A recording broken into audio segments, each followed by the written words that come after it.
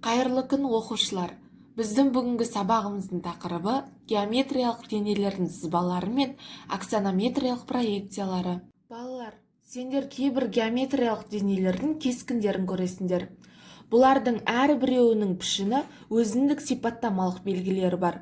Осы белгілер бойынша біз цилиндрді конустан, конусты цилиндрден ажыратамыз. Бұл денелердің бәрімен сендер бұрыннан таныссыңдар. Біз куб дегенде әркім оның пішінің көз алдына елестетеді. Шар десек тағы да біздің санамызға геометриялық денелердің бейнесі пайда болады. Бұл геометриялық денелерде балалар алты бұрышты призма, параллелепипед, текше, пирамида және де шар мен цилиндрді көрсеткен. Балалар, енді геометриялық денелердің әрқайсысына тоқталып танысып өтейік. Призма дегеніміз бұл табандары көп бұрышты, ал бүйір жақтары төрт бұрышты болатын көп жақты фигураны айтамыз. Ал пирамида деп табаны көп бұрыш, бүйір жақтары ортақ төбелі үш бұрыштардан тұратын көп бұрышты геометриялық фигураны айтамыз. Ал шар дегеніміз бұл жартылай дөңгелектің диаметрін, сонымен қатар айналу осі болып табылатын, айнала жүргізілгенде пайда болатын геометриялық денені айтамыз. Сонымен қатар цилиндр дегеніміз тік төртбұрыш өзінің бір қабырғасын айналғанда шығатын айналу деңгейі. Бұнда заттың өзі құрайтын геометриялық денелерге ойша жүктеуді біз балалар геометриялық пішіннің талдауы деп атаймыз. Есте сақтандар. Енді балалар, біз геометриялық денелердің проекциясына назар аударайық. Бұнда бізге дұрыс төрт бұрышты пирамиданы проекциялау берілген. Пирамиданың квадрат табаны горизонтал, аш жазықтыққа нақтылы шамамен проекцияланады.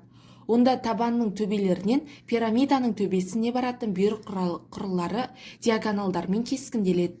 Пирамиданы фронталь және профиль проекцияларына тең бүйірлі үшбұрыштармен бейнелейді.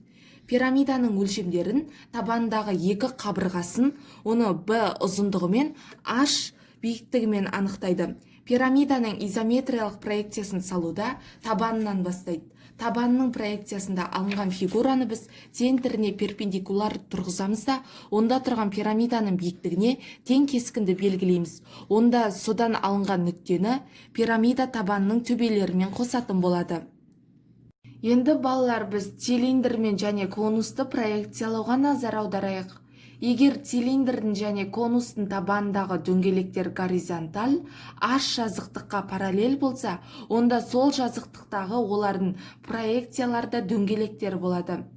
Бұл жағдайда балалар, цилиндрдің фронталь және профиль проекциялары тік төртбұрыштар, ал конустыңқы тең бүйірлі үш бұрыштар болады.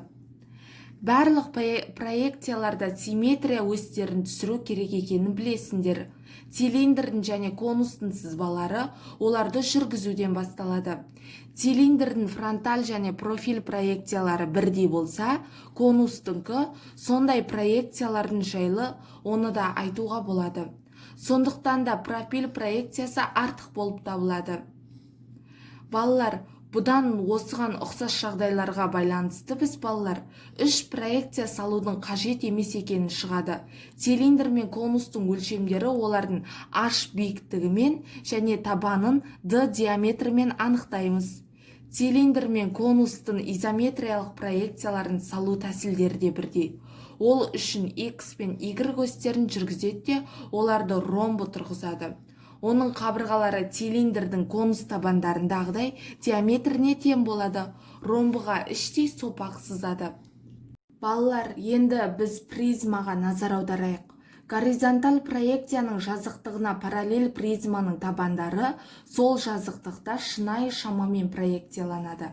Ал фронталь және профиль жазықтықтарда түзудің кескіндері түрінде проекцияланады.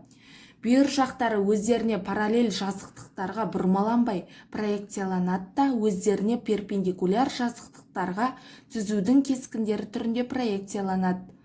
Проекциялар жазықтықтарына тұруына қарай көлбеу жазықтықтарында оларда бұрмаланып проекцияланады. Призмалардың өлшемдері олардың биіктігі мен табанындағы фигураның өлшемі арқылы анықталады.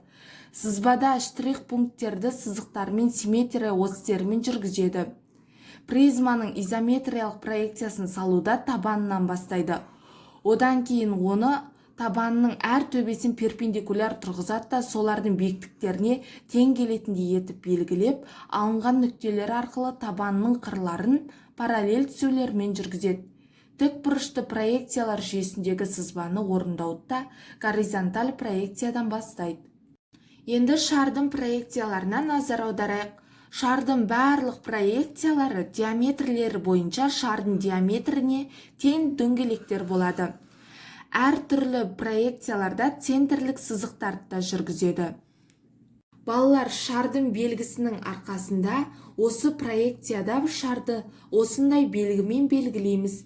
Бірақ та егер сызба бойынша сфераны басқа беттерден ажырату қиын болатын болса, онда сфера сөзін жазып, осындай белгімен белгілейтін болады. Сабағымызды қорытындылай келе сендерге балалар геометриялық денелердің тобының проекциясының жалпы сызбасы жайында айтып өтейін. Бұнда балалар геометриялық денелер тобының проекциялары берілген. Бұл топқа неше геометриялық дене кіретінін сендер айта аласыңдар ма? Олар қандай денелер? Кескіндерді қарап шығып, сызбада конус, цилиндр және тік бұрышты параллелепипед берілген деп айтуға болады. Олар проекциялар арқылы бір-бірлеріне жазықтықтарына қатысты әртүрлі жағдайда орналасады. Конустың осі горизонталь, ал цилиндрдің осі пропиль проекциялық жазықтықта перпендикуляр орналасады. Параллелепипедтің екі жағы горизонталь проекциялар жазықтығына параллель орналасқан. Пропиль проекцияларда цилиндрдің кескіні параллелепипед кескінің оң жағында, ал горизонталь өскінде сол жағында орналасады, астында тұрады. Бұл цилиндр параллелепипедтің алдында орналасқанын білдіреді. Сондықтан параллелепипедтің бір бөлігі фронталь проекцияда штрихталатын сызықпен көрсетіледі. Горизонталь және пропиль проекциялар бойынша цилиндр параллелепипедке жанасатындықтан анықтауға болады. Балалар, мен сендерге бүгін геометриялық денелер тобының проекцияларын жалпы түсіндіріп өттім.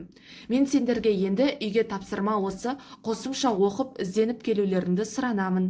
Келесі кездескенше қош сау болыңдар.